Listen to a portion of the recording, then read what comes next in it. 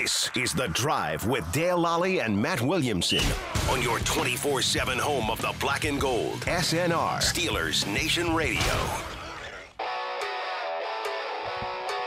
And welcome to The Drive. I am Dale Lolley. He is the Matt Williamson. And Matt, Mike Tallman asked today after practice if he's ready to name a starter yet. He said, no, there's no competitive event. It serves no purpose for us. Okay. Flat out came clean, said, why would I bother? Right? Why would he? Yeah, right. Why Makes would sense. he? But he did say that both Russell Wilson and Justin Fields were full participants at practice today. Good. That's not surprising. Yes, but Good. there's plenty of video out there that shows that Russell Wilson was taking first-team snaps. Yeah. I mean, even I think it was Tom Pelissaro or whatever said Wilson's going to start. I think for the last, month, and certainly the last few days we were talking about that Russell Wilson going to start this game. Mm-hmm. No surprise there. And so, and I credit Jim Wexell with this. He was people are going crazy over this. Can't believe he's benching the 4-2 quarterback. What are we doing? This has never happened before. It's happened in Steelers history, folks. 1974. It's the 50-year anniversary, in fact, of this happening. Every 50 years it happened. 1974. Joe Gilliam starts the season for the Pittsburgh Steelers coming out of training camp. There was a player strike that year. Terry Bradshaw held out. Chuck Noll decides to go with Joe Gilliam as his quarterback. The Steelers are 4-1-1 in their first 6 games, and Chuck Noll says, "You know what, Terry, you're the quarterback. Bradshaw in, huh? Go win this. Go win it all." Yeah, there you have it. No, it doesn't happen often in history, of course. Teams with winning records switching quarterbacks, but this isn't switching quarterbacks. That's the thing. Is if it would have been week 1, nobody would have batted an eye, right? And if he would have been healthy, he would have been the week 1 starter. Yeah, he was named the starter at the beginning of the season. Then he got hurt. Mm-hmm. Hasn't been available. Right. Last week was the first time he practiced in full for the week.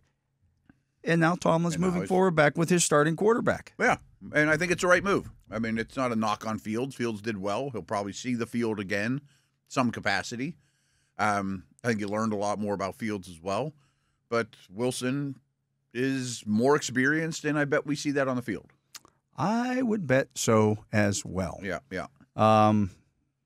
Can't tell you what I saw at practice today, but I liked what I saw at practice today. Okay. Good. I'm just psyched saying. For Sunday night. Just saying.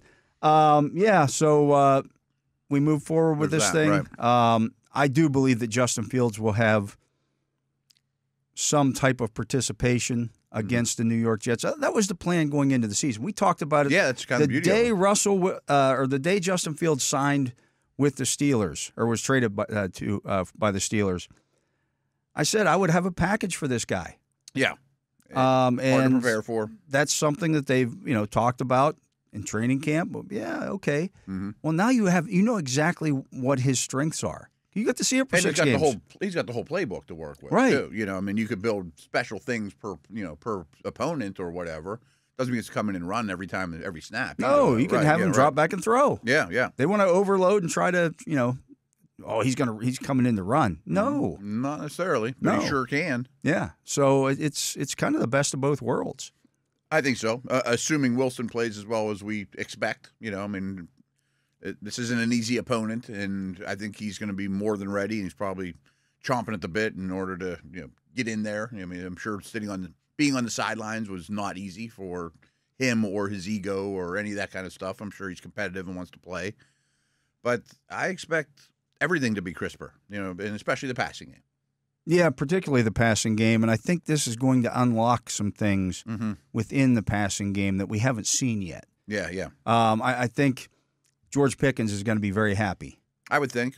I think the other receivers who have kind of been ignored to this point to a large degree are going to be excited because I think what having a veteran quarterback in there does, and again, this is no knock on Justin Fields, but he doesn't throw guys open like Russell Wilson will. I would assume, right. Yeah. As well as distributing the ball, getting everybody involved, taking what the defense gives you. I mean, that's not a cliche phrase. I mean, there is no perfect defense. There's a weakness to every defense schematically, or everybody run the same defense. So, so you pick. I mean, like in this instance, It doesn't look good for Sauce Gardner's going to play, but it doesn't look good for their next two corners of the Jets. So maybe it's more of an Austin Jefferson game than you would originally thought. You know what I mean? And that's something that we haven't seen. We've seen Austin have one good game, but we haven't seen those guys utilized, I think, to their best potential. Yeah. Like, and I get it. Everybody wants another receiver. The Steelers would like to get an upgrade at wide receiver, but that doesn't mean that Van Jefferson and Calvin Austin can't play in the NFL. Or can't get open. Or can't get open or do all those things. I just don't think they've had many opportunities thus far. Right. I don't think either one's ever going to Pro Bowls or going to be special players or whatever, but they're on the field a lot. And if you don't utilize them, you become too easy to play against. Right. It's all Pickens and Freiermuth-centric in the passing game. Well, yeah, you're right. That makes you too easy to play against. Right. I mean, not that the defenses are going to ignore those guys or not cover them, but if you're playing 5-on-5 hoops and that dude never shoots. Or he never gets the ball. Nobody ever passes him the ball. He's just standing over there at the three-point line going, hey, here I am. Hoping to get loose balls here and there. He's standing under the basket. He makes a cut to the basket, and nobody goes with him, and he's going, hey, and nobody throws him the ball. Use the whole court. You know? Right. Or the skater that doesn't ever shoot the puck. You know, like, well, what are you doing? You know? Yeah. I mean, if you look at it, through the first 6 games, Van Jefferson has 8 catches for 62 yards. Calvin Austin has 10 catches for 167 yards, but most of that came in, particularly the yardage, was in one game. I mean, he had a 55-yard touchdown catch. They've been underutilized. They just have. They have. And again, we're not claiming they're superstars or the offense should go through them, but you got to have more. I think they're better than that. Yeah, as I say, I think you'd have to have more than a target or 2 per game. I can tell you for a fact, on the play that Justin Fields rolled to his right, crossed the line of scrimmage and threw the touchdown pass back across his body to Freiermuth, and it went for a touchdown, but it got called back. As he began rolling to his right, Calvin Austin is standing in the end zone, in the corner of the end zone, to the side that he's rolling to. Not on the other side. The side that he's rolling to by himself, going like this. Throw. I could have thrown it. Yeah. It was a 10-yard pass. Boom. And it should have came out before the line of scrimmage. Right. You know, right. I mean, Fields never saw him. Now that happens. Of course, that happened to Joe Montana. That right. To They miss guys. Right. But I just think sometimes in some of these instances, and this again, no knock on Fields, but I think he's gotten so Pickens, Freiermuth centric at times, knowing that those are my top 2 guys. I got to go to them. And sometimes you ignore the others. I don't know but I have a hunch.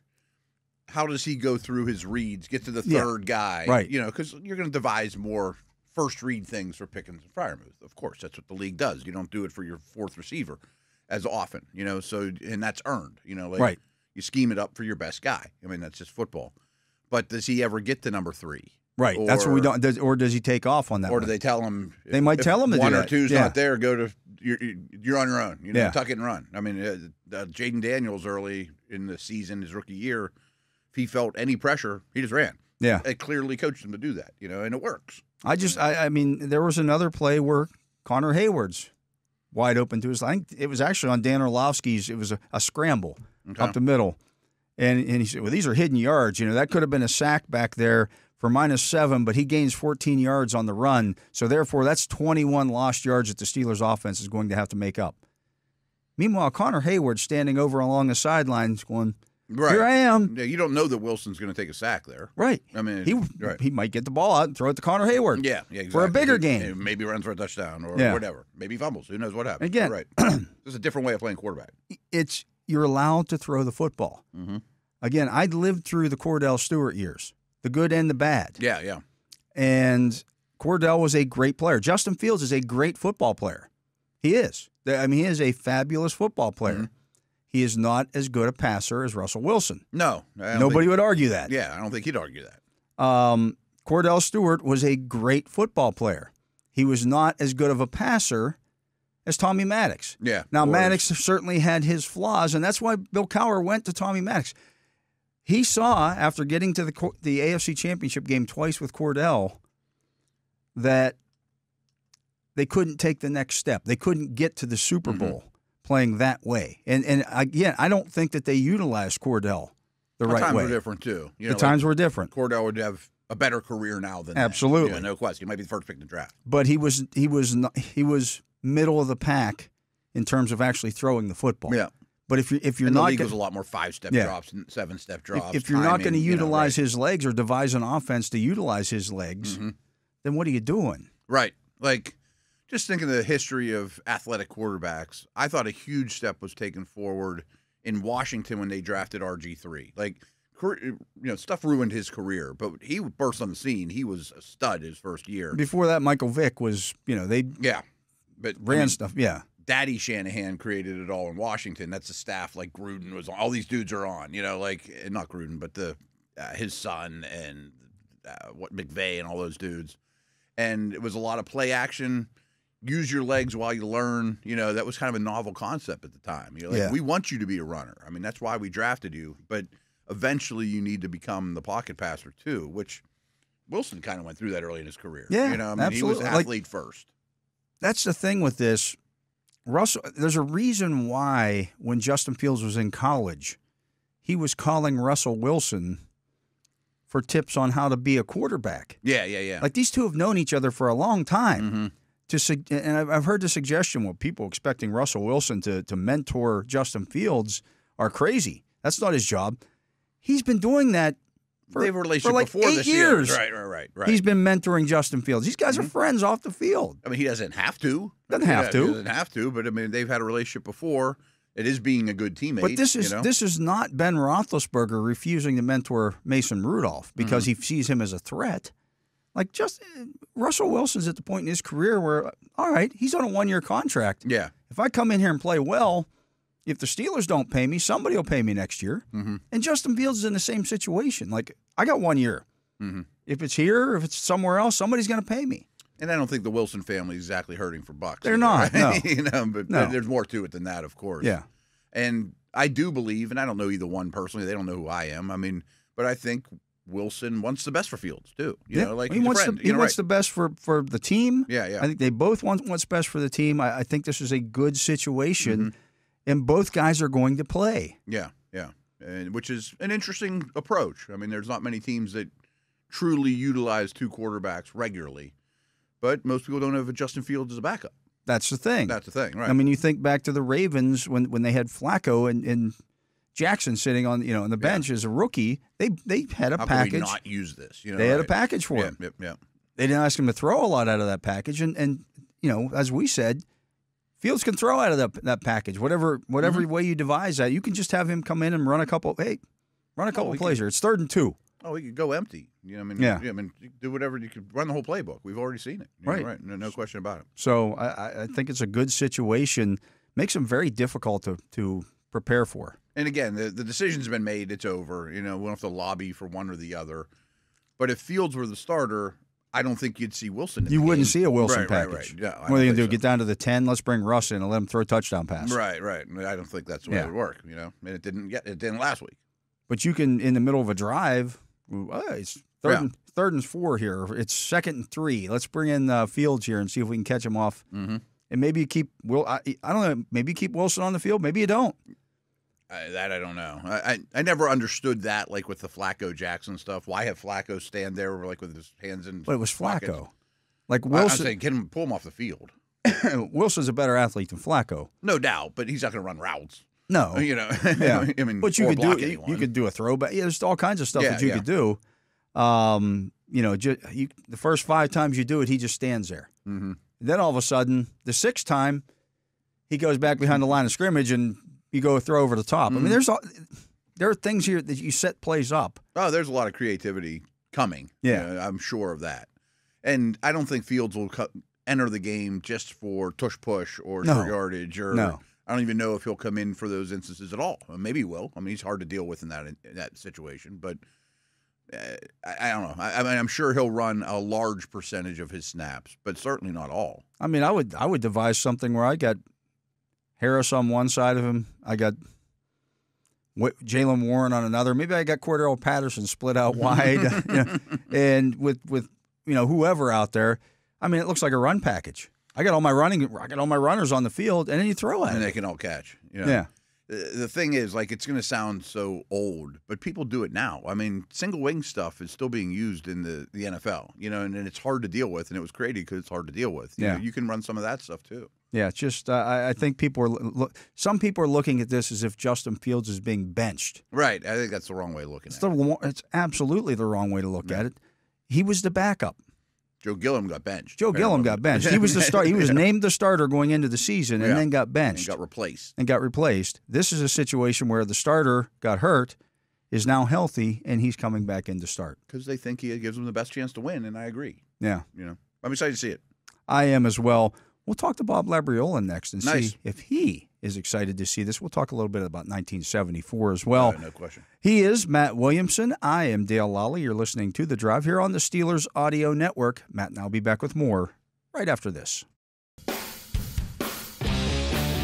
And welcome back to The Drive. I am Dale Lolley. He is the Matt Williamson. And on the phone line, the Justin Miller hotline, we're joined by Bob Labriola, the editor of Steelers Digest at Steelers.com, and the Dean of Doom. What's up, Bob? I'm just wondering if you and Matt have figured out who's starting a quarterback on Sunday. We figured it out quite some time ago. It's just taking the rest of the world some time to catch up. Well, fill me in. We might be cooking a little bit on Sunday night. How about that? I don't disagree. The only thing I would say is no center, no starting center. Yeah, it's a concern. Oh, it's a concern. Maybe you need the wheels. Fields' wheels a little bit. What do you think? There are other ways to attack that. That's what I think, such as going to a little bit of quicker passing game, slowing that pass rush down a little bit. There's some things you can do to alleviate that. And I know this is one of the things that's driven me nuts about the whole thing here, Bob. Yes, Russell Wilson is not Justin Fields as a runner. Nobody else there outside of Lamar Jackson and Jaden Daniels. I don't think there's anybody else in the league that is the runner in that class as Fields. But he ran for 350 yards last year in Denver in 15 games. It's not like he's not endgame Ben Roethlisberger standing back in the pocket. I don't I'm not advocating that Russell Wilson not get an opportunity to do what he was brought to Pittsburgh to do by any means.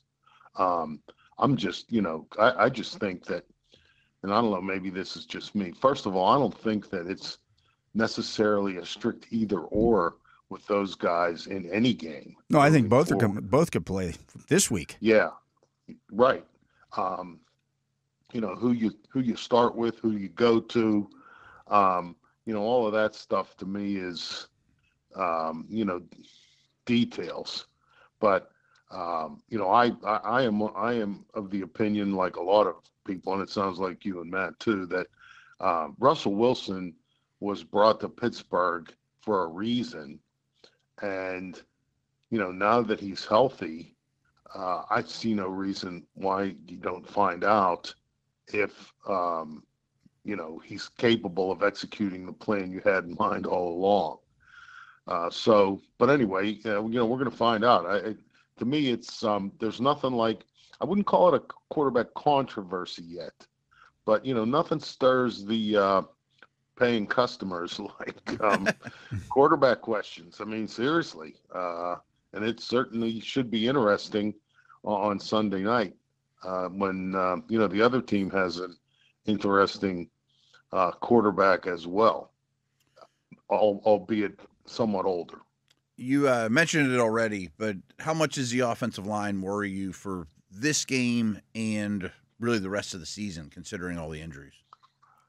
Well, I mean, if you get Zach Frazier back, mm-hmm. I like the 5. I don't think you can absorb too many more injuries, beyond, short-term things. But I think that people getting on Broderick Jones for last week, that's a little bit that was Max Crosby, mm-hmm. boys and girls. That guy can play a little bit. And, Broderick Jones, he's going to if you got to hold the guy, I mean, we see what they do to T.J. Watt. And, Max Crosby isn't far below T.J. Watt in the game record category, right? In the game record category. So, I'm not ready to throw Broderick Jones out in the trash because he got a holding penalty. And, oh, my goodness, he was holding him another time and it wasn't called.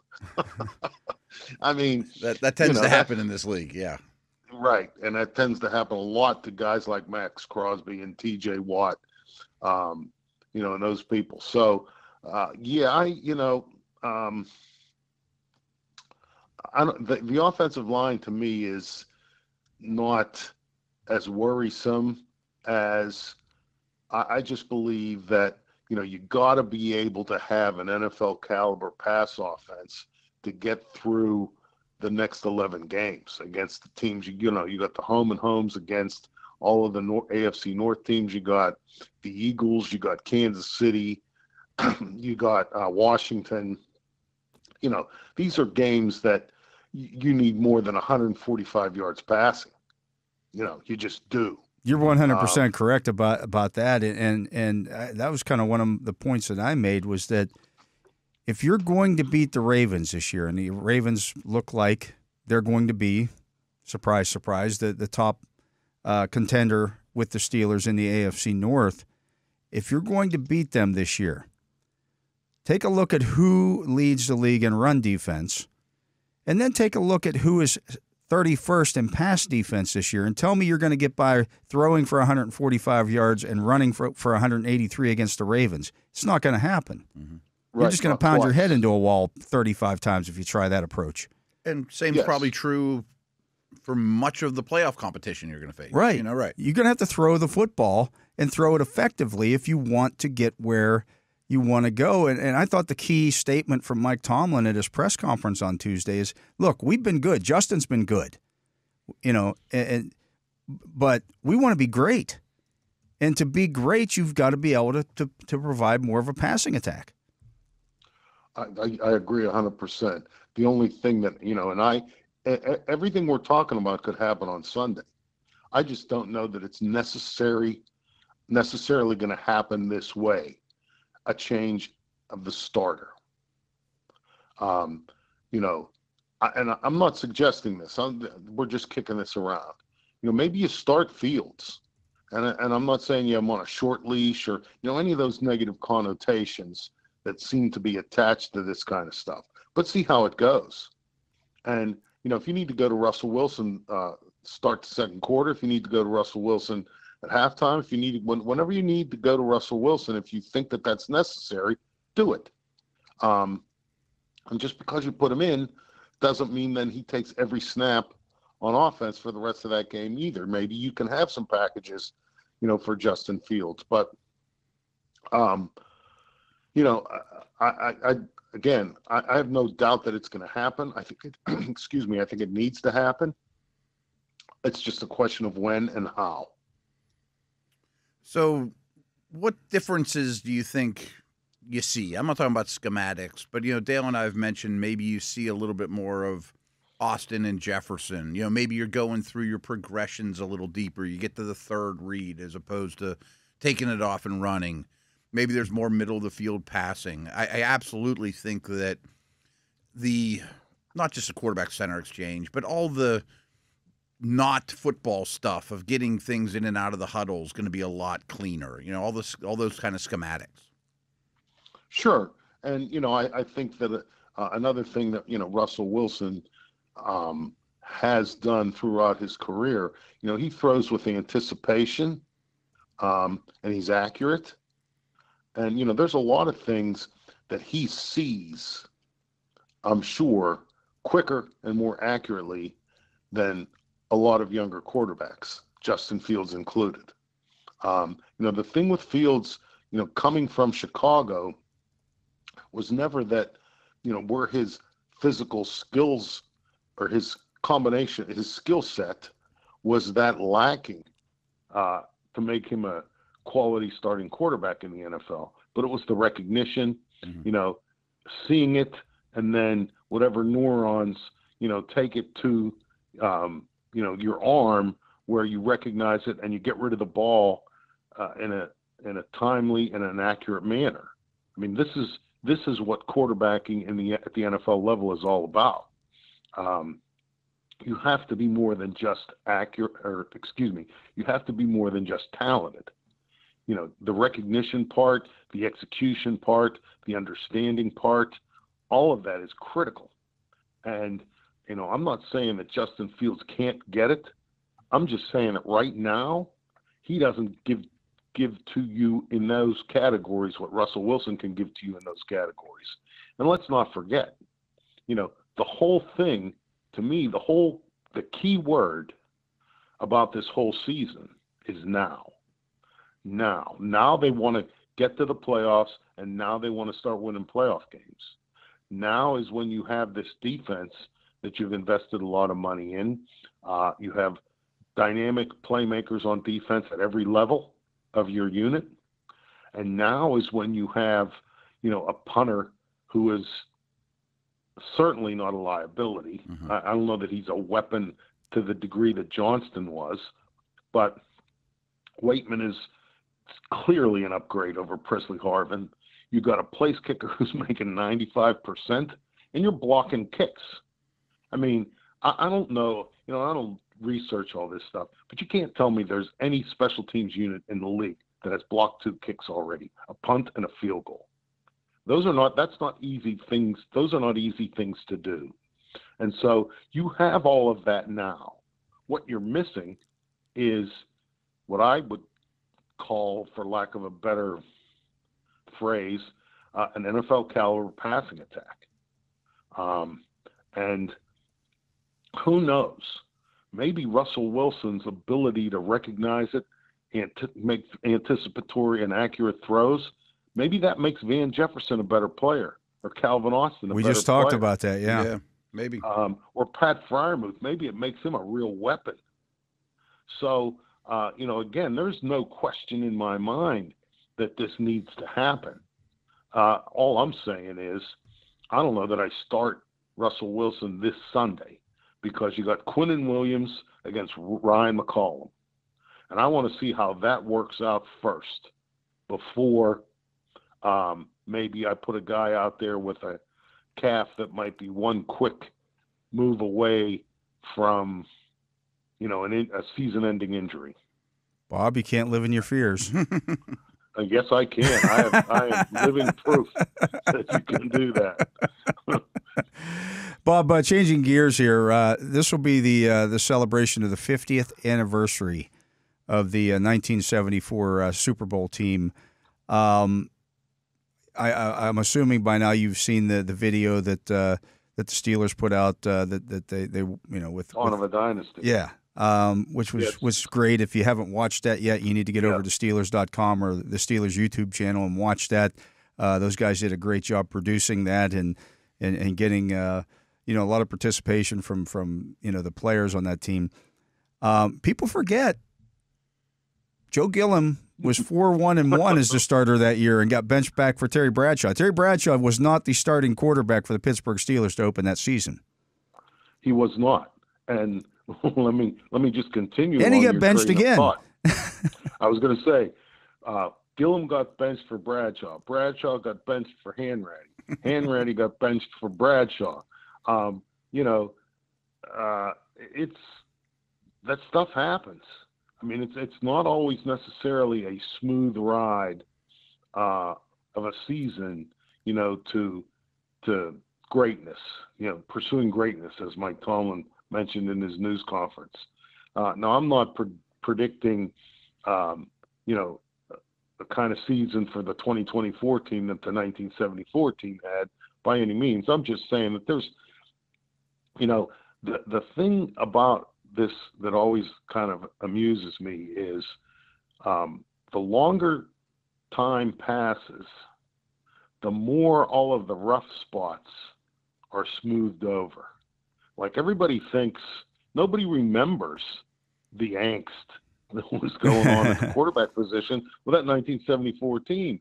I mean, Hanratty, they won a game in Cleveland. I think Hanratty threw for, I don't know, 38 yards or something, and had 2 or 3 picks. And, I mean, it was ridiculously bad. And Chuck Noll was legitimately looking for competent quarterback play. Anything, yes. Quarterback, right. And he was, going back and forth. He couldn't decide. And, Noll is a great coach. Hall of Fame coach. He was in the process of the greatest, resurrection project since Lazarus was brought back from the dead. So, again, I just think that there's too much glossing over a lot of the rough spots as time passes, and things just weren't as smooth as people might remember them or believe they were. And these decisions were made, and not necessarily one was made and then that was the right one, and there was no other. You didn't change from it. That was it. You benched Gillum, put in Bradshaw. Okay, that was it. Well, no, actually it wasn't, because Bradshaw stunk, and they put in Hanratty, who was worse. So. I don't know. I just, Labs, I think, sorry to interrupt. Along those lines, at what point was Bradshaw firmly the unquestioned starter? I mean, like, even camp after winning the Super Bowl, was he clearly the guy and there was no controversy? And just how bad was he to start his career? Like, really, like the worst starter in the league, right? Oh, I mean, yeah. Terry Bradshaw's passer ratings. Was my remembrance is he did not have a season in which he finished with more touchdown passes than interceptions until he had 2 Super Bowl rings. Mm-hmm. You're right. You are correct about that. I mean, times were different, but still. The team passer rating in 1974, and passer rating's not the be-all, end-all, but it's kind of indicative of how the quarterbacks are playing. The team passer rating in 1974 was 48.9. 48.9. Right. Deshaun Watson right now is better than that. Yeah. Well, wow. And the other thing about Noll's quarterbacks, they called their own plays. Mm-hmm.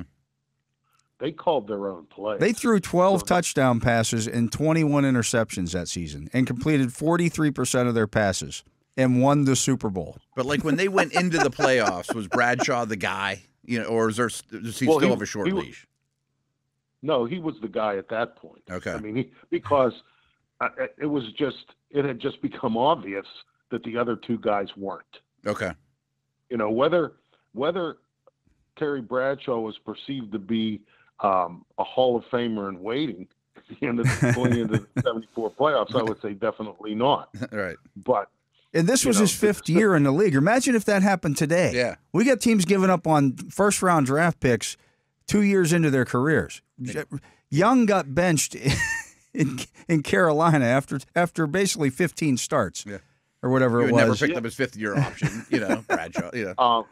And and another thing though, in favor of the way that things worked then was there was no free agency. Mm-hmm. There was also no social media, which doesn't hurt either. Yeah. Certainly my life was better back then. But I mean, so, you didn't have to worry about a lot of it. I think now is you draft a quarterback, you have him for 4 years, maybe 5, if you exercise his 5th-year option. I mean, and then he's going to cost you a gajillion dollars or not. Well, but I mean, you have to find out. But you got to know, yeah. As you mentioned, Bradshaw's 5th year, his 5th season, was a 74 season. They still didn't know really towards the end of that season, as I was mentioning, is Bradshaw a big-time passing quarterback, or is he going to be a guy that we're going to have to win with running game and defense with?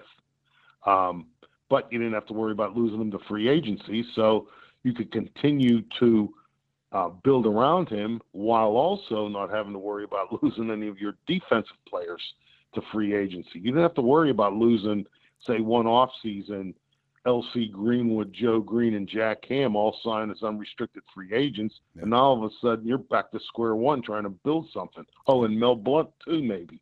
Imagine Swan's class when they all come up the same year. You know? Right. Yeah, you know, it was a different era for sure. But you know, again, as I said, I think people have a tendency to not remember or not even really know a lot of the trials and tribulations that teams that are, you know, famous now and exalted and worshipped weren't that way when they put the ball in the tee for the regular season opener all the way through, you know, when they carried Chuck Noll off the field after winning the Super Bowl. Wasn't built in a day, you know. Right. You mentioned Terry Hanratty starting a game that season, and his stats for the year, he was 3 for 26 for 95 yards, 1 touchdown, and 5 interceptions. Ouch. But if he wasn't, maybe they would never went to Bradshaw. But yeah, right. And, you know, I don't, I mean, again, I think people do remember things differently. You know, it's just a different era of football. And you know, you watch go watch the film the video that was put together on Steelers.com or and just look at the hits that take place in the league at that point. My God, it was you know, you would get put in jail if you hit people like that now. Yeah, you know, yes. There's I got absolutely nothing to disagree with there, but you know, again, it was a different sport then, and you know, yeah. But anyway, back to the present. You know, I think that this is a game. I won't say the Steelers have to win it, but I definitely believe that these next 2 games, you know, you have opportunities to win both, and 6-2 after 8, and maybe you have more knowledge or greater comfort in how you're going to use your quarterbacks, you know, moving forward. And you know, hey, everything is still sitting right there in front of you and this whole team. So I know we're Steelers centric, but I think it's pretty close to a must win for the Jets. It is dire times if you go to 2-5. Well, I mean, the owner came out yesterday at the meetings down in Atlanta and said they're gonna kick you know what the rest of the season. Mm-hmm. So you know, after making the Devontae Adams trade, so I think that coaching staff is certainly on notice that they're all in. I mean, they got a bunch of old guys. I think some of these guys actually played against the 1974 Steelers who are on this Jets roster, but they're in it to win it this year. And well, don't forget, you just fired the coach too. Right. A lot of things changing. Beyond acquiring Devontae Adams, you know, you fired the coach, and no one's going to convince me of anything else. General manager, your general manager is also your starting quarterback for the Jets. Yeah. He can deny that all he wants, but I mean, right. If you're a friend of Aaron, you're a friend of the Jets right now. Yeah, that's just the way it is. They've got a lot of things. You know, they may be in a win now mode and all of that stuff, but they're also in significant transition. I can't imagine, you know, the firing of the coach thing, that has to have divided, you know, that locker room, that organization a little bit, because I'm sure that that was not a move that anybody saw coming. I agree. Oh yeah, for sure. So, you know, when you do those kinds of things, I think that, and again, I don't know if the Jets are gonna, if there's all kind of turmoil or anything going on there, but I'm just saying, you don't fire a coach in the middle of the season like that, and there not be any lingering or residual things that you have to deal with beyond, you know, you just get that guy out and put that guy in. Okay, now everything is now humming along great. It's not like changing a spark plug in your car, and you know, it immediately runs better. So we're going to see. But Aaron Rodgers is 40 years old. I'm hoping everybody wants to talk about whether Davante Adams is going to play on Sunday. And let me tell you this. That hamstring of his healed miraculously. Oh, I think it'll be just fine, yeah. His buddy, Aaron Rodgers. I think Aaron laid hands on him, and that fixed it. That was the... yeah. Beyond the Adams thing is, is he going to play or not? Alex Highsmith, is he going to play or not? Because you know what they say, what farmers always say, you got to kill the snake, cut the head off. So you want to do something with the Jets offense, you take it out on Aaron Rodgers and his 40-year-old body. Let's see what we got. Do it clean, but do it consistently and relentlessly, because that's the way I think. Because thinking you're going to cover all those people is delusional. Mm-hmm. Breece Hall, Garrett Wilson, Davante Adams, the tight end, Alan Lazard, who is, Rodgers' buddy, his security blanket. Covering all those eligible receivers, to me, is, you're going to try and do that. But I think a much better approach is let's pound the snot out of the 40-year-old and see what he can handle. Because I just don't believe he's what he was. He can't be. He's 40 years old. That's a good place to end that, Bob, because, well, we're all over 40. So there we go. We're not what we were. Not but what we used to be. I'm old. I could be Aaron Rodgers' dad. That's all I am. I guess technically I could too, but that's I'd had to get, well, No, anyways. I wouldn't have had to do that. I was one during that 1974 season, so that's why okay. It makes me feel young. I got a message for you, Matt, but I can't say it on the radio. Our guest has been Bob Labriola, the editor of Steelers Digest and Steelers.com, and the Dean of Doom and Lord of Living in His Fears. I'm Dale Lolley. He is Matt Williamson. This is The Drive on the Steelers Audio Network. Matt and I'll be back with more. We appreciate Bob Labriola stopping by, as he does every Wednesday. We'll see you right back after this. And welcome back. I'm Dale Lolley. He is the Matt Williamson. And, Matt, we have the injury reports here for both teams. Okay. For the Steelers, Najee Harris did not practice today, dealing with some rib stuff, but he was given last Wednesday off as well. Bit, yeah. DeMonte KZ with the ankle did not practice. Nick Herbig with the hamstring did not practice. He's already been declared out. Zach Frazier with the ankle did not practice. Already been declared out. Alex Highsmith with the groin limited today. Sounds again trending in the right direction. I expect him to play. Isaac Seumalo given the day off to rest. Michael Pruitt with the knee was a full participant in practice that'd be a nice today. addition. Yeah.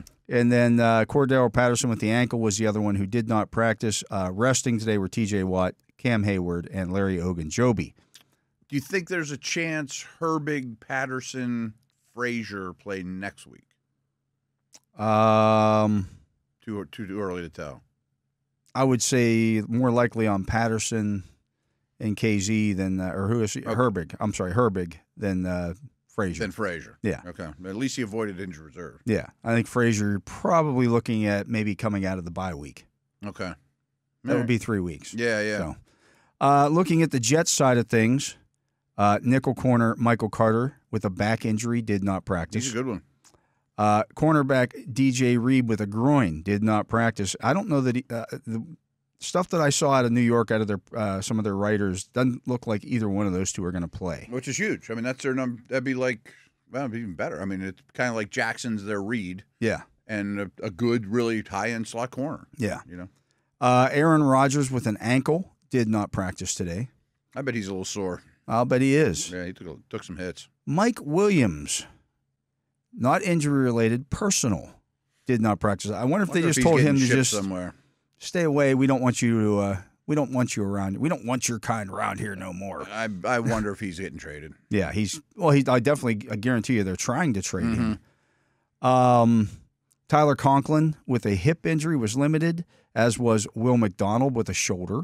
Okay. Limited. He's their best edge pass rusher. Morgan Moses with a knee, limited. It's their starting right tackle. Tyron Smith, the other starting left tackle, was given a day off to rest. Chaz Surratt has a heel injury. He's their only backup inside linebacker. He was limited today.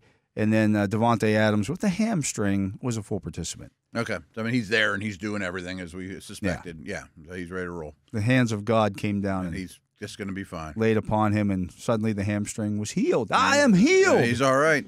I'm sure he'll play a lot in this game. I would assume there's a lot of the same verbiage when they were in Green Bay together. If not, Rodgers will just tell him that version of it. Yeah. And I think he'll figure out quickly what to do. Yeah, so that's the injury situation for both teams right now. We'll have a better idea on some of this stuff tomorrow. I would expect some of these guys who didn't practice to get back. But from what I'm hearing, Rodgers is expected to practice tomorrow, but Carter and Reed are not. Yeah, I said the Jets' corners, I think, is the conversation. That's the strength of their defense. It's pretty good defense all over. Pretty good defense overall, but really they do everything that they do is based on the fact that they can play coverage on the back end because of those three cornerbacks. And if they don't have two of them, it might be the best trio in the league. Yeah, it makes things interesting. Mm-hmm. Oh, no doubt. And again, that might be more Austin, Jefferson, et cetera, to attack the depth guys who aren't really named dudes either. Yeah, I mean, looking at it here, the backups, the backup cornerbacks, Brandon Eccles is the backup. He's the slot. Smaller guy. And then you've got Quantez Stiggers, who was a rookie this year, but an older rookie who played in the XFL? I think he went from CFL to XFL. He's got a weird – we talked about him in draft. Yeah. He was our fifth-round pick. And then Jarek Bernard Converse. And that I don't know who it is about him. That's what they've got.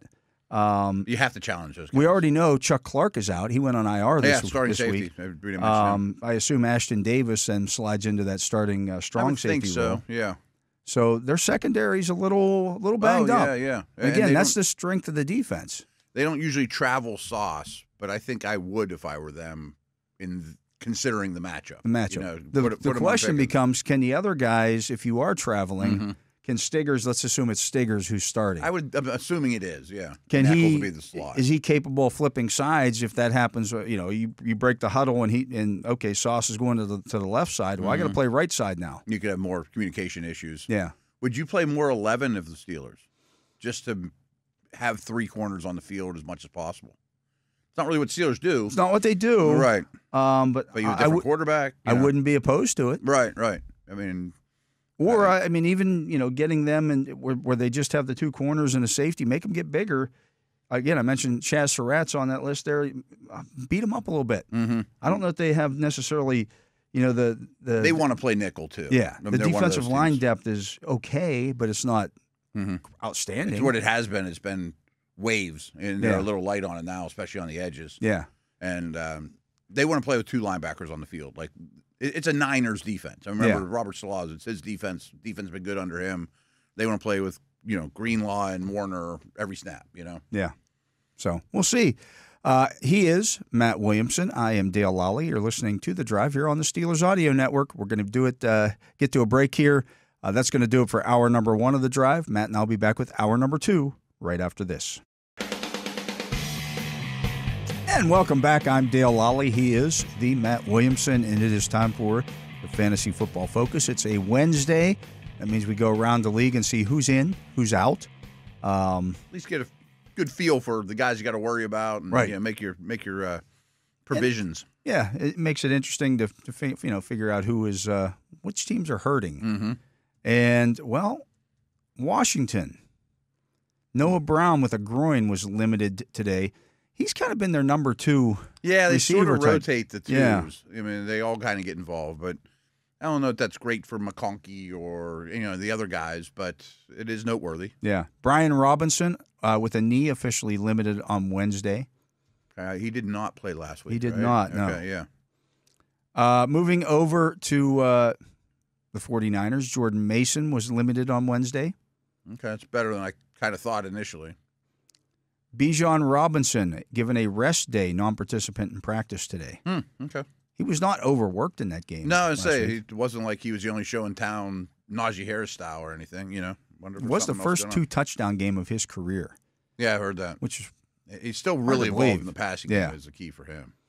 Evan Ingram with a hamstring limited on Wednesday across the pond. Is that what he missed time with before? Yes, I think they're probably just kind of they don't want him to re-aggravate it aggravate it. You can't re-aggravate it. So. Good point.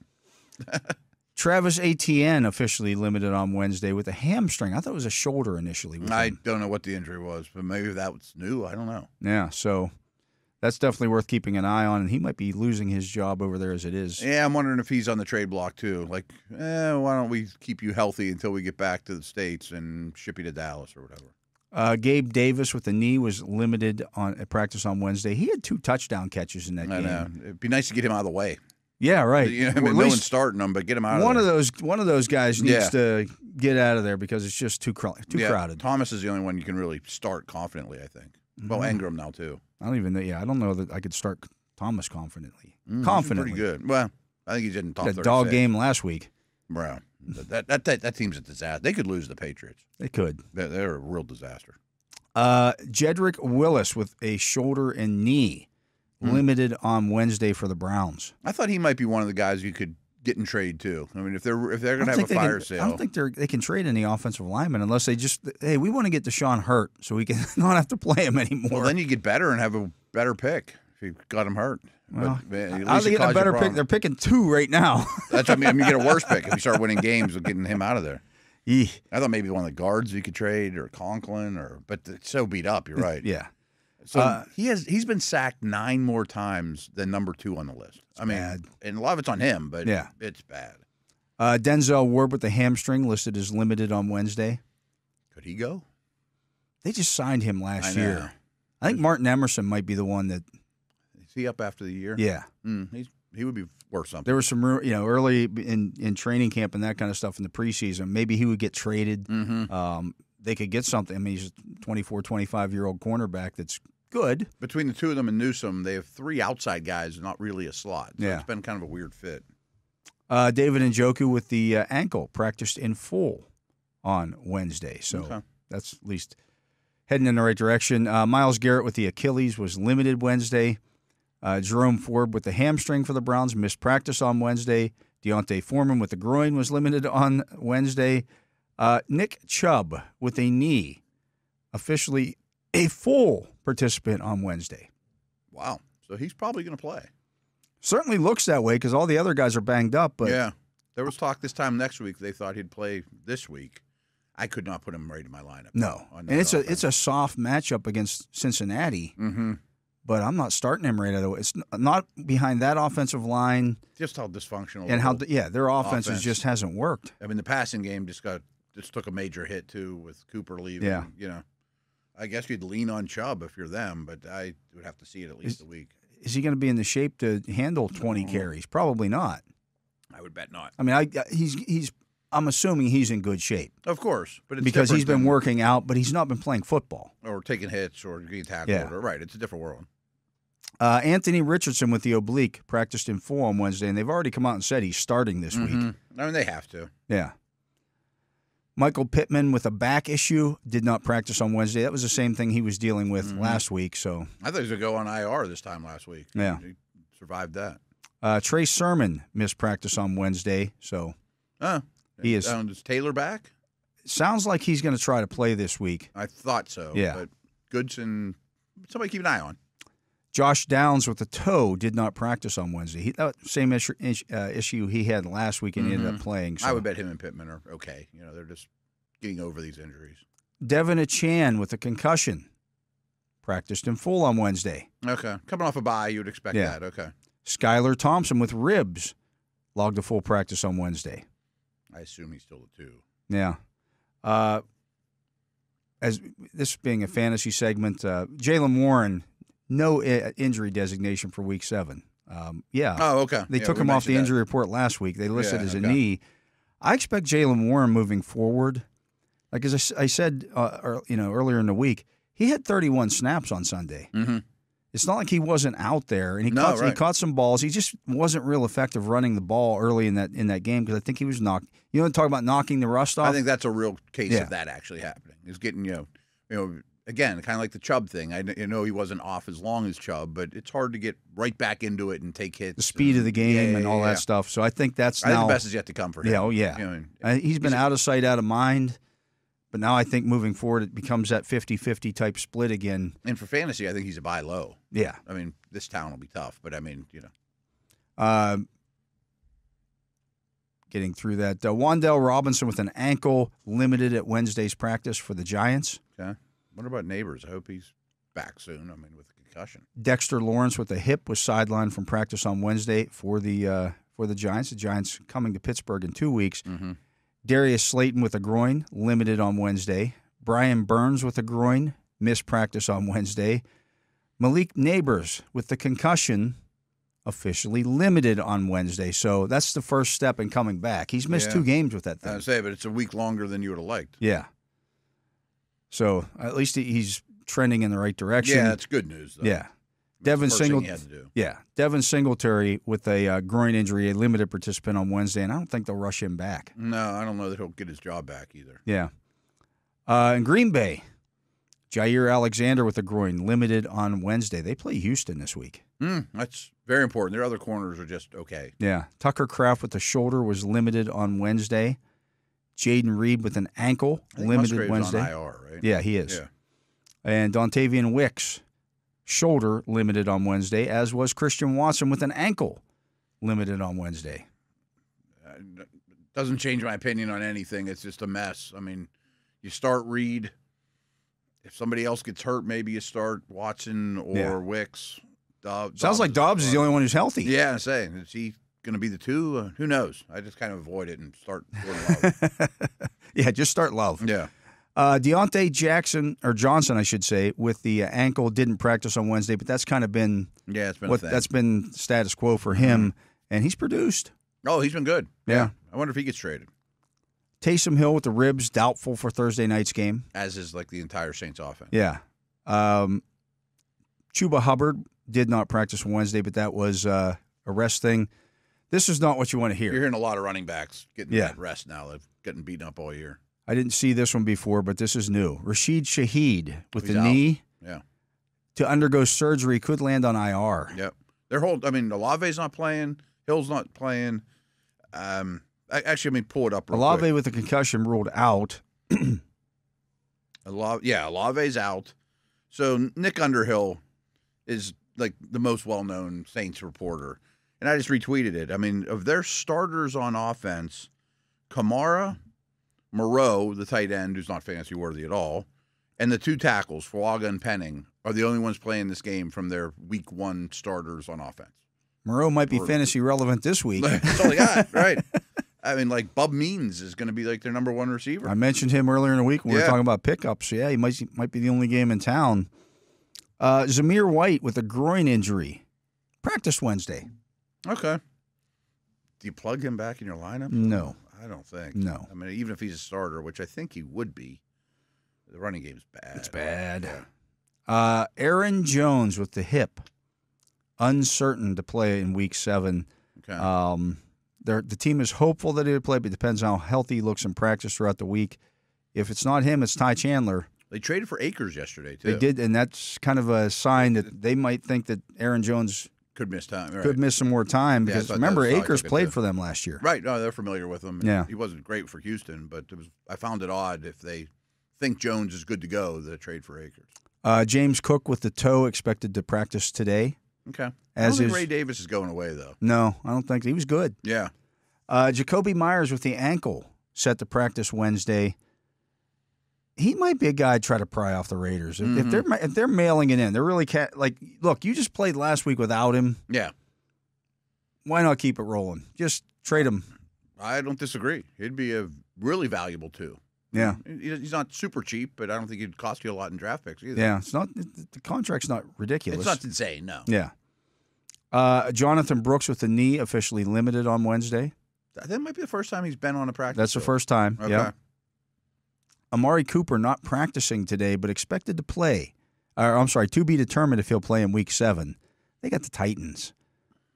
It might just be a handful of plays for Amari Cooper. Okay. Thinking that shocks me. Yeah, they can just get through. Yeah, that shocks me a little bit. Tyjae Spears not practicing today. I don't think that one looks I don't think he plays. So, again, Pollard should get a big workload. the only game in town. Yeah. Jonathan Taylor did not practice today. Wow. So keep an eye on Goodson. Keep an eye on Goodson. Yeah. Could be a good DFS play. Yeah, I bet he's super cheap. Ramondre Stevenson with the foot issue, not spotted at practice on Wednesday. Okay. Boy, that's going to be a bad game. Yeah. Terry McLaurin was given a rest day, as was Zach Ertz. Dallas Goedert could miss a few weeks. Yeah. Not going to IR, but he was ruled out immediately. That's usually not a good sign. Yeah. You interested in Grant Calcaterra? Not very. Maybe a DFS play. I bet if he's super cheap at DFS. He'll be super cheap in DFS. Like, I'm not picking him up. I mean, I actually have that issue. I mean, my one league, I have Goddard as the only tight end on my roster. And I'm going to pick up, like, Parkinson over Calcaterra. I mean, there's not much to pick from. Yeah. Rashad White, this is the expectation coming out of this, could lead a three-man rotation when he returns. Not what you wanted to hear. Three-man's not manageable. No. Jerome Ford did not practice, I mentioned. Salvon Ahmed signed with the Colts practice squad. I don't know what team he's on. I guess none until today. Well, he's now with the Colts because I think Taylor and Sermon. Again, that teams tell you what they do, or what's going on with the moves that they make, and they're adding a running back. Goodson's should probably be in leagues. Yeah. Andrew Thomas. Again, the Steelers play the Giants in 2 weeks. Mm-hmm. He had that foot issue. It's a Liz Frank. He played through the Liz Frank injury during the game. Left him alone on Hendrickson the whole time. Yeah. He underwent successful surgery. He is out for the season. Yep, that's a huge loss. I mean, he's the left tackle they leave alone against top pass rushers, and they help everybody else. I mean, he's one of their absolute best players. Another one that's fantasy noteworthy, Brandon McManus signed with the Packers. They released their other kicker, who had missed already like 5 kicks. Okay. And signed McManus. He had been under investigation by the NFL for some allegations. McManus was? Yeah, on a team flight. Oh, yeah, I remember that now. Yeah. Packers' offense is good. No, I say he's going to get chances. He's a decent kicker, and it's a good environment, yeah. So, I mean, just noteworthy that he was out there and available, and they signed him. The NFL found no wrongdoing on his part in any of the allegations that were made against him and cleared him. And so Green Bay said, he's fantasy relevant. We'll right. Yeah, I mean, he's one of the best 32 in the world. And, again, that's a good offense. It's a good offense, yeah. I mean, maybe when the weather changes heavy, you get out of that one, but use them for a month or whatever. Absolutely. But some interesting stuff there. We saw some wide receiver movement yesterday. Mm-hmm. I think there'll be some more wide receiver movement here in the next couple of weeks. Yeah. It's not always great for fantasy, though. Not always. We haven't talked about that, so let's do that real quick. Amari Cooper going to Buffalo. I think that increases his stock. But it lowers the stock on everybody else. Really hurts Kincaid, in my opinion. I think it hurts Shakir. I think Coleman's the one that probably sees the bench more. Yeah. I've kind of thought this all along. I mean, including Kincaid, those two and Samuel, I feel like they're all slots. Yeah. And Cooper's not. I mean, he's an outside on the line of scrimmage dude. You know, so it's good for him. When they go to two receiver packages and they want to play 12, is it going to be Coleman and Cooper out there? I'm thinking it's Shakir, but I don't know. It's a good question. Shakir's really more of the 3. Yeah. Right. That's a good question. It's definitely going to be Cooper. Yeah. So it's not all his fault. I mean, I heard some insane stats that I don't know off the top of my head, but they were talking about how many catchable yards did the Browns have? Like, balls that were catchable. It was well under 100 this past week. And I guess Cooper's like PFF's last-ranked receiver. Yeah. I think he was kind of mailing it in. Yes. Yeah. Yes. I think he's just because he just realized, motivated. I'm going to go out there and run these routes, and he's going to overthrow me or he's going to underthrow me. It's just such a ripple effect. I partially don't even blame him. I mean, you should be out there giving everything you got, but it's tough running route after route and the ball goes flying over your head, or, you have no chance, With Devontae Adams going to the Jets, I think it hurts Wilson. I think it does dramatically. He had the most targets in the league, or he does right now. Yeah. Second most catches. That's going to go down. The yardage hasn't been there for him. He's been he's been Rodgers' kind of whoopee. Yeah. Like, I'm just going to get it out because I don't want to get hit. Mm-hmm.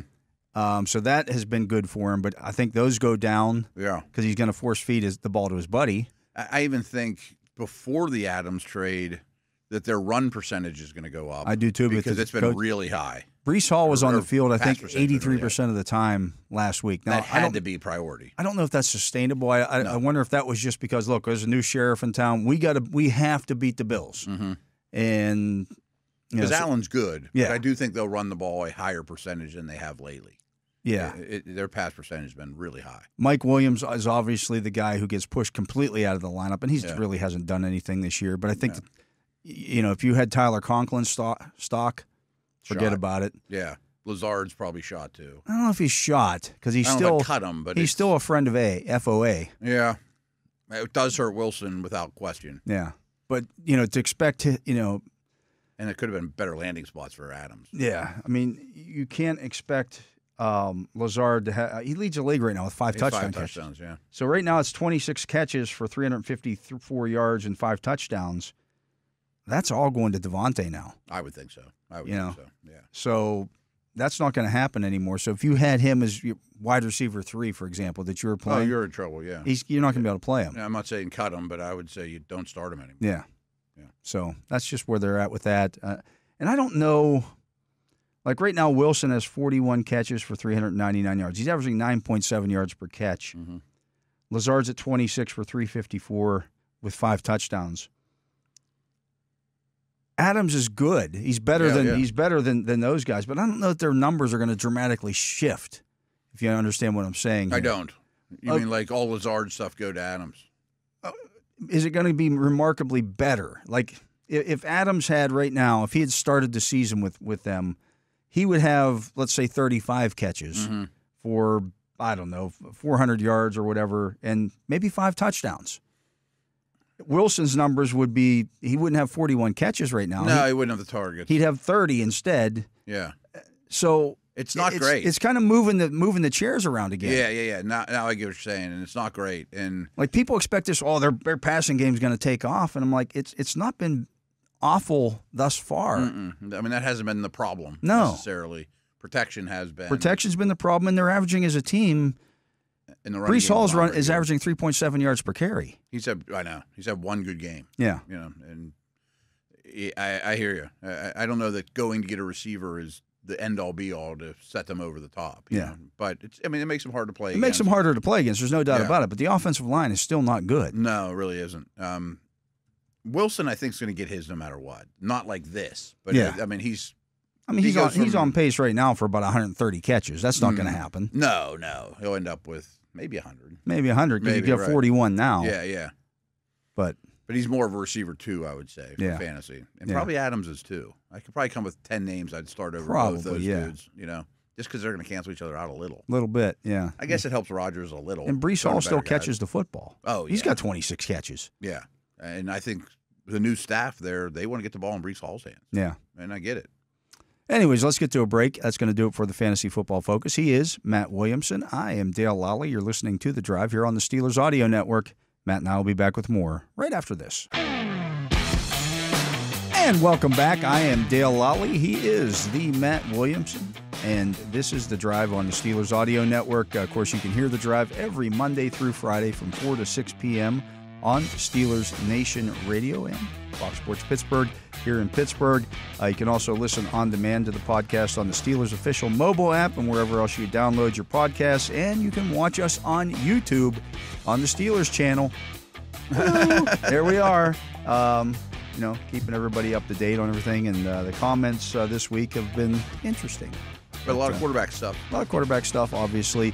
Matt, we haven't looked at the DVOA stuff as of late, and one of the reasons why I think Mike Tomlin is making the move at quarterback.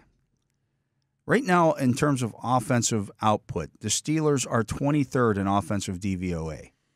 Doesn't surprise me. Which you'd like that to be better. It needs to be better, yeah. And I know this isn't the be-all, end-all, but I think we can all agree that the offense, while good in spurts, slow starts. The slow starts have been a problem. Definitely been a problem. Been some first down issues. You've cited the play action not being useful at all, really, in terms of being productive at all. Yeah. Need more from the running game, too. You know Yeah. I mean, just a little more consistency.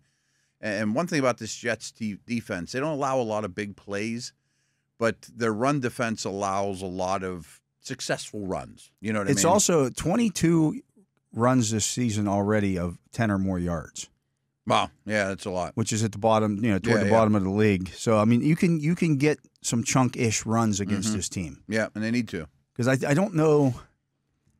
Their cornerbacks are good in they're coverage. Good coverage players, right. But if you start making them tackle Najee Harris or Jalen Warren, or even Cordero Patterson for that matter, I don't know what the backups are like. I don't know if they're going to like that all that much. And even their edge guys, like McDonald, is a leaner, not an edge setter, tough guy. James Harris. He's a speedball off the edge. Yeah, it was interesting. Mike Tomlin mentioned him at his press conference on Tuesday and said he and Nick Herbig were his two favorite edge rushers in that draft 2 years ago. Interesting. And people might remember the Steelers leapfrogged the Jets to take Broderick Jones, assuming the Jets were going to take him. And they might have, who knows? But they took McDonald, which kind of felt like a consolation prize at the time. Now Hutchinson's going to have more sacks. Right. He's been good. So looking at that, the Steelers right now 16th overall in total DVOA. Okay.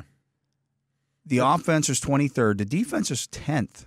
Now, I think that, the two games that they lost, Dallas game probably hurt that a little bit, but still minus 8.2 on that side of it, minus being on the good side of that. Right. That's what you want. Special teams, they're now 4th. Yeah, you said that earlier. Been really good. Really good. Not missing kicks, creating big plays. The returns have been good. The coverage has been good. Yeah. They're giving up 3.8 yards per punt return. Okay.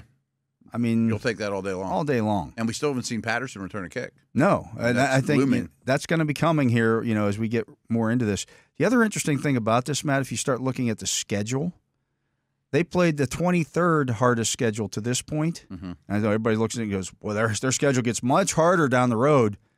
It's 14th the rest of the way. Yeah, I mean, because this is what these teams are now. Exactly. And we've seen enough football to know that these are a lot more accurate. Like the first week or two of DVOA can get a little crazy. Yeah. I know Saints were like all-time high or whatever. They're not there anymore. No. I mean, things level out, and you figure out who the good teams are, who the bad teams are. And clearly, you get the Browns on your schedule twice. They are a bad team. Yeah. I mean, you said they're a distant last in offensive DVOA. Dead last in DVOA. Okay. At minus 45.4. It's terrible. The offense. Average is 0. Yeah. They're minus 4. The next closest team is Miami at minus 40.8. You're talking about offenses or team? Overall. Okay. On offensive DVOA, they're minus 43.3. The next closest team is Miami at minus 30.9. That's a cavernous difference. That's like the Grand Canyon. Right. Of how bad their offense has been. I mean, if you look at, I don't know, the 10th ranked team compared, like, there's probably no other gap that's 14 DVOA points between it. I mean, from 10 to 11, 11 to 12, whatever it is, Not only that, but the defense is 21st.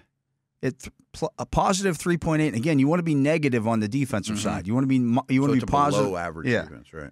It's been a below average defense, and I think it's only going to get worse. It's only I mean, it's kind of like the Cooper conversation we had. It's like it's hard to give it your all when you don't think the coaching staff and front office and ownership's giving it their all to put their best quarterback out there. You know what I mean? It's just human nature, right? A little tough. Where are the Bengals? The Bengals are now at where are they at? They're actually at 13. 13 overall. I'm sure the offense is very high. 12th on offense. 12th on offense. I'm sorry. 8th on offense, 22nd on defense, 21st on special teams. That ends up being 13th. They must be clustered in there pretty tight with a couple others. I mean, those teams are all kind of mixed in there. This Jets team, where the heck are they at? I'm looking for the Jets. Jets. They're 18th. 21st. All right. They are 21st on offense. They are 16th on defense and 28th in special teams. Is a problem. Special teams is an issue for them. I'm surprised they're that low on defense. I mean, they rush the passer well. I don't think they have a lot of takeaways. I mean, it's not extreme. Defense has been really good over the last couple of years. But you can run on them a little bit. They're giving up 125 rushing yards per game. What's happened to the Jets this year is that they've lost to the good teams on their schedule and beaten the bad ones. Yeah, they're pretty much. Yeah, I mean, I think that if you would look at cumulative record of wins versus cumulative record of losses, it'd be pretty drastic for New York. Who else was I going to ask about? What are the Eagles? Because I was thinking about the upcoming schedule when you're talking about, like, clearly the Browns aren't what we expected them to be before the season. The Bengals are less than we expected to. But I bet the Eagles are pretty low. Philadelphia's 20th. That doesn't shock me. And I give Aaron Schatz credit. He was really down on them before the season. I mean, 12th on offense, 26th on defense. Yeah. 27th on special teams. I don't think they're a contender. I mean, I think the defense is bad. Defense is bad. They didn't fix that. Like fighting for playoff spots. They're just ahead of the Jets right now. Okay. So your top 10 is Minnesota, Detroit, Baltimore, Kansas City, San Francisco, Houston, Buffalo's at 7. Kind of surprising that. A little bit. Green Bay is 8, Tampa Bay 9, Atlanta now 10th. I think those we did power ranks yesterday, I guess it was, and I felt like those top 8 that he mentioned are the true contenders right now. Yeah. You know, and I'm not sure if the Niners weren't in that list yesterday, but I think they're still a contender. The bottom 10 in DVOA, Arizona. These teams are obvious. Yeah, Arizona, the Giants, Dallas. Where are they bad? Defense has to be bad. They're 25th on offense. Yeah, 25th on offense, 27th on defense, number 1 on special teams. I'd say their special teams are good. Aubrey and returner Turpin's a good player. They can't run the ball at all. No, they can't stop the run. They can't run. The Rams are 25th, Tennessee 26th, Jacksonville 27th, Vegas 28th, New England 29, Carolina 30, Miami 31, and Cleveland at 32. Think about those are the sellers at the trade deadline for the most part. Again, that's that conversation we had that. I don't know if Miami would be one quite yet. It would be if Tua's out there or not. Could you get Cooper Kupp? I've seen his name bandied about there. He's got to play first. I think he's supposed to play this week. Supposed to play this week. Yeah. I wonder what he would cost. Surprisingly, though, I mean, they're 25th. I mean, the defense is 30th. Yeah. The defense is awful. And it's just a bunch of youngsters. Yeah. I don't know. If I were them, I would consider moving Kupp because this season's shot. Yeah. And you're young everywhere else. But again, you're in LA. You got to sell tickets. No, I get that part. You know, of it. That's all part of it as well. That's kind of the Max Crosby conversation. Too. Yeah. Like you got a hard enough time getting people in the seats. You know, how many Cooper Kupp jerseys you selling? You know, that kind of stuff. It matters. I mean, it does. Like, I don't think you could get Waddle or Tyreek. I don't think those guys are to that point yet. Plus, they just re-signed both of them. But that offensive DVOA ranking for me is this thing that's holding the Steelers back right now. It needs to get up to 15-ish in the next couple of weeks. And quarterback change could kickstart things. Well, here's the thing I think people were overlooking with the change at quarterback. They've not been good at running the ball on first down. They've not been good on first down, period. No. I think the quarterback change helps that. And here's why. I think, again, I said it. I tweeted this out early after their first 2 possessions against the Raiders. The Raiders are coming out there in single high. Yeah. And immediately at the snap of the football, the strong safety is just charging the line of scrimmage like he is running across the run blitz a field at Gettysburg, trying not to get shot. Yeah. And just shoots into the backfield and makes a play. Trevor Mooring shoots into the backfield and just he's blowing stuff up left and right. If you're throwing the ball there on first down, or your quarterback sees that and goes, "All right, I'm going to check out of this." The first 2 plays, you see that, like, wow, okay, I know what's happening here, right? You got to go. You got to throw them out of that. Yep. And I think that softens everything else up. So if you're able to back the safeties off a little bit, you're able to back the linebackers off a little bit by having some success throwing the ball on early downs. Just get into better plays. Yeah. You know, I mean, first and second down, you get the most generic coverages. You know, third downs when people get totally exotic. But like Flacco, we saw Flacco and Dak. You know, like they've just been around the block. I mean, they're not. I'm sure Aaron Rodgers will have success on first down. You know, I mean, like they're old. They know where the coverages are. They know how to beat them, and they check the line of scrimmage to the right routes. Yeah, it's like somebody in Madden who's been playing it for he's played 1,000 consecutive days, and you just picked up the controller going, okay, well, how do I do this? Yeah, and, like what's the B button do? Yeah. Yeah, right, exactly. It is. Is there a B button anymore? It's been a while. That spins you around in a circle or something, yeah. It's been a while since. I've never played Madden once. I used to play back in the day, and then I had kids and all that stuff. I have a feeling I'd like it a lot and spend much of my time. That was part of the problem. Why I don't golf either. Yeah. Yeah. But, yeah, I mean, if you can get that DVOA, again, I think it up, and by opening up the running game a little bit more, Najee Harris, every time he's on the field, teams are going, okay, we're just going to run downhill because he's getting the football here. Yeah. That needs to change. However you get out of it, that needs to change. So, last week you got Jalen Warren back. Now you're putting Russell Wilson. It's basically a new offense. He lost your center, too, which Yeah. I don't love at all, but that's a short-term thing. I wouldn't mind seeing that defense around 5, though, too, in a couple weeks. Yeah. I mean, I think capable of that. It certainly is, and I think the sacks haven't been there, but I think that's largely because everybody's just getting rid of the football so quick. But takeaways are, and, it's still a big play defense. And they're still stopping the run. The EPA for the Steelers is still extremely good against the run and the pass. They're still negative in both of those. Which is where you want to be at. I'm kind of surprised they actually are 10th. Yeah, that shocked me too. And you said that, I figured they'd be top 7. I mean, just looking at the teams that are ahead of them right now. I'm sure the Ravens are. You're looking at Minnesota at 1. Yeah, that adds up. Houston is 2. They rush the passer well. Played some bad teams too. The Chargers at 3. Yeah, they played some bad teams too. Detroit at 4. San Francisco at 5. Chicago at 6.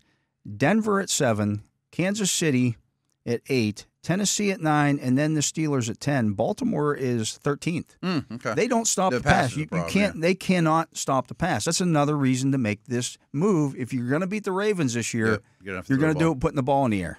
But the Steelers could be better than a handful of those defenses you listed. I mean, that's not a hard group to jump over. And some of that's who these teams have played. Like Denver's going to shoot way up that list after Thursday night's game. Yeah, and they've had some pretty easy matchups too. Yeah, so they're playing New Orleans that might as well have the 4 of us in this room on the field. I mean, take the under. I'm sure the over-under is ridiculously low. I mean, Denver is the slam dunk must-start defense this week in DFS. 100%. But it's Thursday night game. Nobody, right? Yeah. It's on the road on Thursday night, but still, they don't play any care. players, right? Yeah. They don't have anyone to catch the ball. No. So, just interesting just to take a look at that here. We're going to talk a little more of this special team stuff because I think this is very significant. The Steelers have a significant advantage on special teams in this game coming up on Sunday night. I sat down and talked to Corliss Waitman earlier today, and he's been really good at punter. He's been a nice find. Yeah, we'll hear what Corliss Waitman had to say right after this.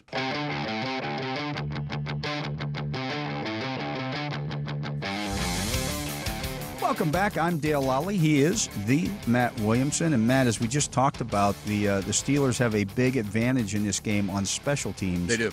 And one of the big reasons has been because Corliss Waitman's done the job at punter better than more than adequate. More than adequate. Yeah, more than adequate. In fact, I think he's given him. I don't want to say, as Bob Labriola said earlier, he's not been Cameron Johnston. No, who I think people were really looking forward to. Could have been a weapon for the Steelers this year.